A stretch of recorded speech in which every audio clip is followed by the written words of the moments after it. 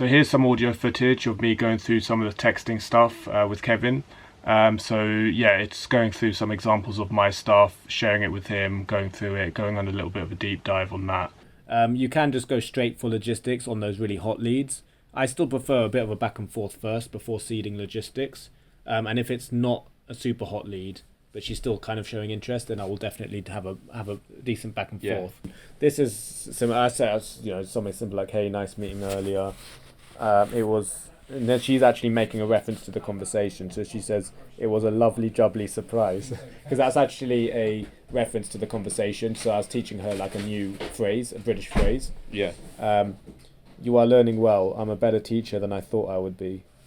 So like I'm sort of like and this is kind of like her.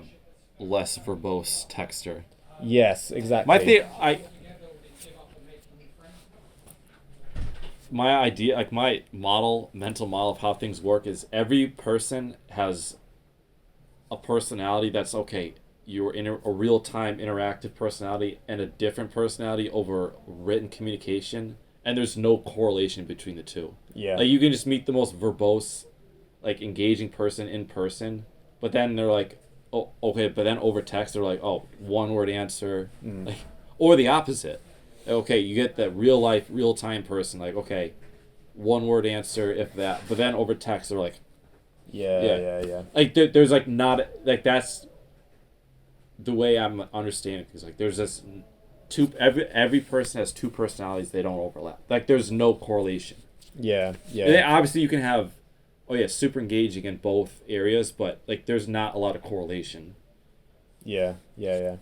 Have you ever thought that way? Kind of, yeah. I mean, there's always like sometimes people just they have a different texting style compared to their personality, just how it is, Sometimes it's easy to think that she was so like talkative in the when I spoke, and then when it's texting, it's all short and snappy, and there's a bit of a disconnect. I find that a lot actually. Some countries like in Turkey, Ukraine, places like that.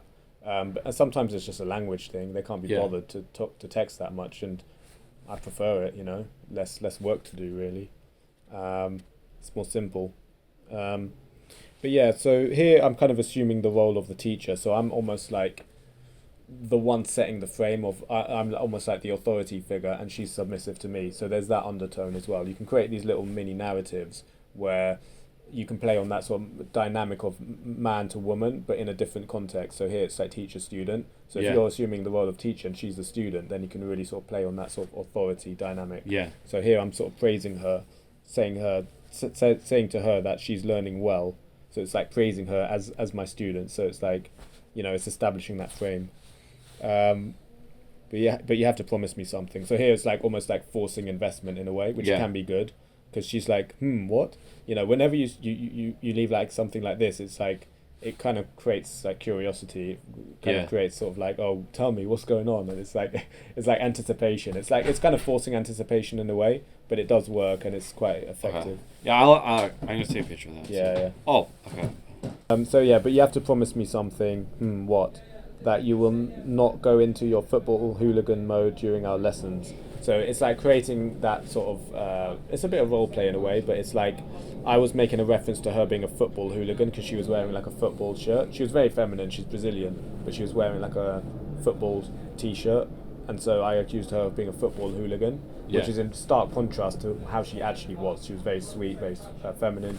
So this is like a running joke, so I'm making a reference to something in the interaction.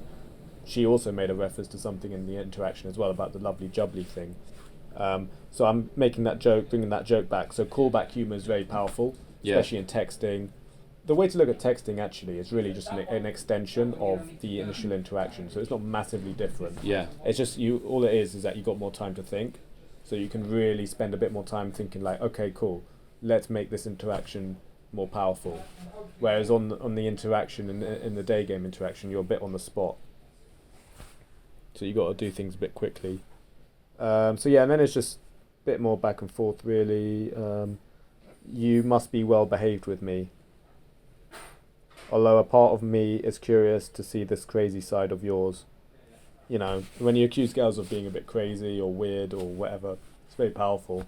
But telling her you must be well behaved with me, it's like being authoritative, but also it's also being playful at the same time. and it's also being a bit teasy as well. It's very powerful. It's very powerful. Yeah. Yeah. You must be well behaved with me, because it's so different to the normal types of conversations that she's used to having. Like, oh, did you enjoy going around London? Did you see Big Ben? Was it nice? Did you have some nice food afterwards? Yeah. It's like, is this the same girl that was like, this is okay. Oh, it was like different one. Yeah. She started off with lower text, like less words. Yeah, and then, okay, so you just opened her up. Yeah, so to speak. She was already open. I already went on an instant date with this one anyway. It's like you're getting very personal very quickly. Yeah. And that's the power. You know what I was saying before? It's like just because you're meeting for a new person for the first time, you have this like self-imposed like block in a way, which means like, oh no, I can't say this thing. But actually, when you take that risk and you assume familiarity with the girl, you assume that you're comfortable with saying these crazy fucking things like this. It's way more powerful and charismatic. And she feels that connection more. So conversely, it's actually riskier not to say stuff like this, because you're more likely to just end up in the friend zone, or she's not going to feel that connection necessarily. Yeah. And then a bit more back and forth. This one I think I was taking a bit more time, because I was actually trying to delay it, because nowadays or like the past year or two, I'm trying to like schedule my dates on weekends. So I'm not like, I try not to go on dates on the weekdays. Because otherwise it kind of drains me a bit and it takes up too much time. So sometimes I really take my time with the texting. Yeah.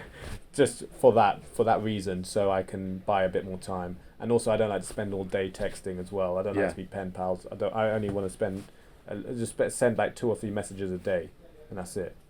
But ordinarily you would literally, like, if you're serious about getting a girl out on a date and you got time, then you try and seed the date either on the 2nd or 3rd day is my recommendation. Yeah.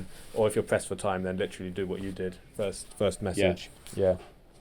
Yeah, and this point it's just mostly logistics plus a bit more getting to know each other.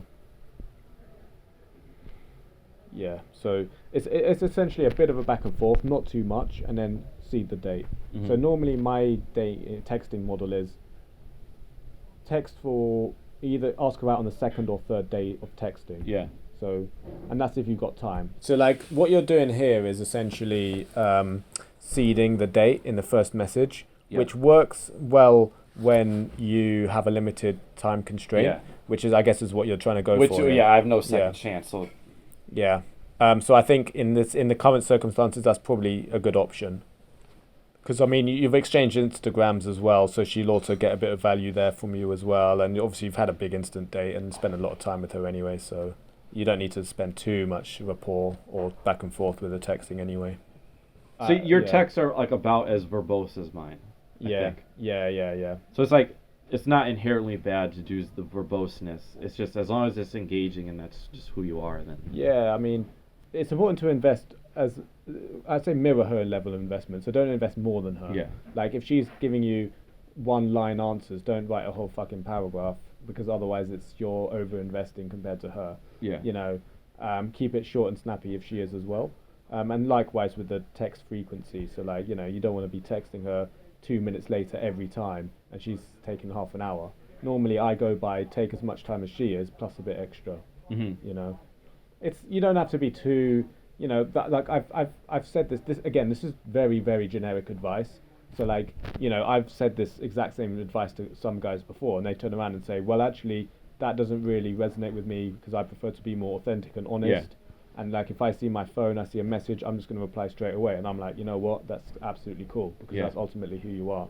So in that sense, it's not about being needy. Yeah. It's about, well, I just like to send texts as soon as they come to my phone. So why should I change that just because it's a girl? I don't want to play this silly little game. So that's another thing, Yeah. I think I'm... It's really just an extension of... I think I'm pretty well... proficient in texting. Yeah. But there's always things you can learn, and I see your patterns, what your approaches are. Okay, I'm gonna ingrain that into mine. Try to think of the stuff you took pictures of. Try and bring that into your interactions on the street. Yeah. That mentality. Don't be afraid to do that. Yeah. Break that fourth wall. Get a bit personal. Yeah. Tease her, challenge her, make fun of her, be playful, tease, challenge. accuse, argue. Yeah. Yeah. That will get you to that more advanced level.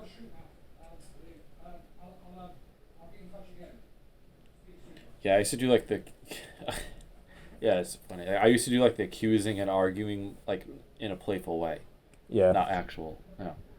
When I lived like on the East Coast, on the West Coast of the country, is like people on the West Coast of the country like kind of like avoid confrontation, and it's just what they're known for. Because like my brain has like, okay, now I have like West Coast wiring. I was like, okay, like I East Coast in the States, like East Coast are like they love confrontation. Yeah. Like they will confront you. Like just the women, but in West Coast they're like, oh, we want to avoid confrontation. The thing is, in the US, there's a bit of a competitiveness with women and men, and in men with men as well, and it's not that sexual dynamic.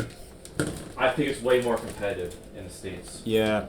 I mean, I probably have an advantage because I'm an American and. But here it's more about establishing, and actually even in the US, went to the States, okay. Like if you meet a dominant woman in the US, which there are plenty of, you have to out-dominate her, otherwise she's never going to get attracted to you. The only two options are out-dominate them, which is hard. It's like it's not that hard. You can only out-dominate somebody so much, or you can be the submissive one, which I'm not. No, you don't want to do that. And she will get into a relationship with you, but she'll never respect you. You know. Cheers for watching. If you'd be interested in one-to-one coaching with me where we'll go out in public and work on you approaching girls, or more generally with your social confidence, please visit my website ed-game.com.